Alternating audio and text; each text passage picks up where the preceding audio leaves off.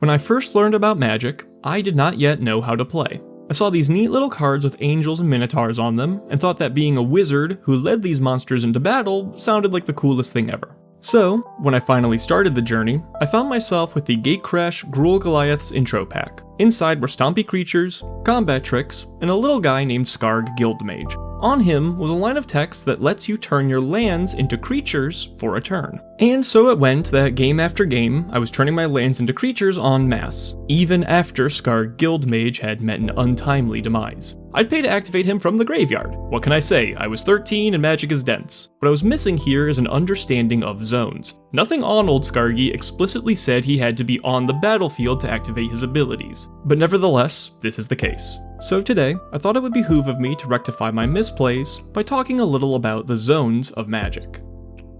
The majority of cards tend to start their journey in your library. Now, you may say, but Blardist, I do not nor have I ever owned a library. I hardly even have books. Well, of course you don't, and you don't need to. Library is just Magic speak for your deck. The idea in-game is that you are a wizard, specifically a planeswalker, drawing spells out from your vast collection of tomes. The library here is represented by your collection of cards, i.e., your deck. Depending on the format you're playing, it's probably either going to be 40, 60, or 100 cards in total. This zone holds a secret win condition. If you would draw a card from an empty library, instead, you lose the game. This is the crux of mill strategies. Instead of harming their opponent's life totals, these decks opt to attack the number of cards in their library. The order of the cards in your library are not known. They remain face down and are shuffled before the game starts. This makes the library the first example of what we call a hidden zone. The information here is a secret to at least one or more players. In this case, it's everybody.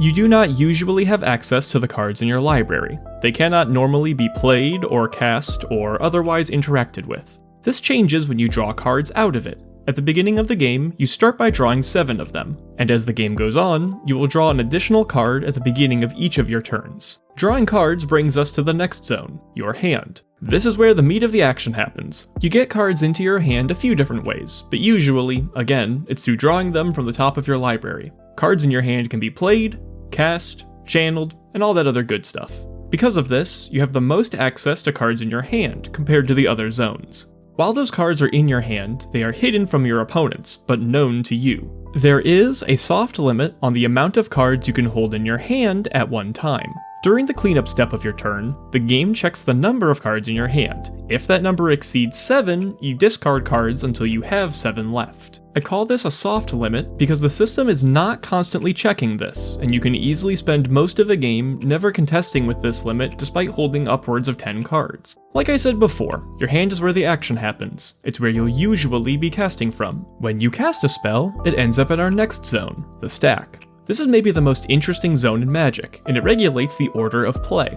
Magic allows us to cast some cards and activate some abilities during other people's turns. This allows Magic to be very interactive, but without regulation, it runs the risk of the game devolving into a screaming match, one where everyone tries to be the first person to declare their actions. The stack is what keeps things civil and ordered. If a player puts something onto the stack, it is revealed, making this our first known zone. Then, the table gets the opportunity to respond. Players can continue adding more and more effects onto the stack, going in what we call active player, non-active player order. This always starts with the player whose turn it currently is, and then transfers to the player whose turn it will be next. Continue this until it makes it around the table without anyone adding more effects onto the stack. When this finally happens, we start resolving these effects in reverse order. The last one to get added onto the stack takes effect first. Getting a card onto the stack requires the use of resources. This usually takes the form of mana and the expenditure of the card itself from your hand, but sometimes it will include other specific costs. Once on the stack,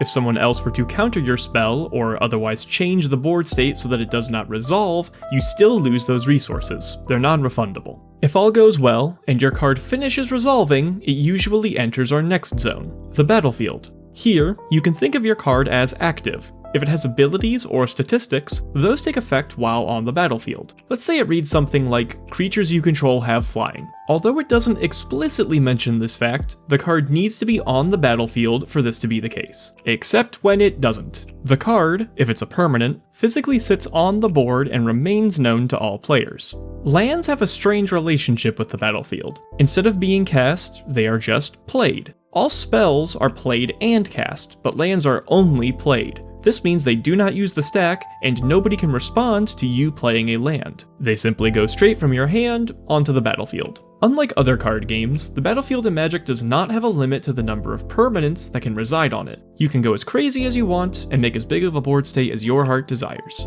This is also where cards tend to be the most vulnerable, as here, they can be targeted by removal. And when that happens, they usually end up in our next zone, the graveyard. The most intuitive way to think about the graveyard is as a discard pile in other games. The cards in these are usually thought of as spent, and their effects do not take place, unless they do. They're also face up, still known to all the other players, and eligible to be targeted by a variety of effects, usually ones that bring them back from the dead. Players can always know which cards are in or leaving any graveyard at any time. Whenever a card is destroyed, sacrificed, or dies, it enters the graveyard from the battlefield. This happens regardless if they die to state-based actions, like having 0 or less toughness, or find themselves on the receiving end of a removal spell. The graveyard is also technically an ordered zone. What I mean by this is that you are not supposed to reorder the graveyard as you look through it. There are several very old cards in Magic that care about the most recent cards put into a graveyard. Because these old cards exist, you're supposed to keep the graveyard in the order of oldest on bottom. Nobody actually does this though, and if you have a deck where it's convenient to reorder the graveyard, it's easiest just to ask if anyone is playing cards that care about ordering before the game starts.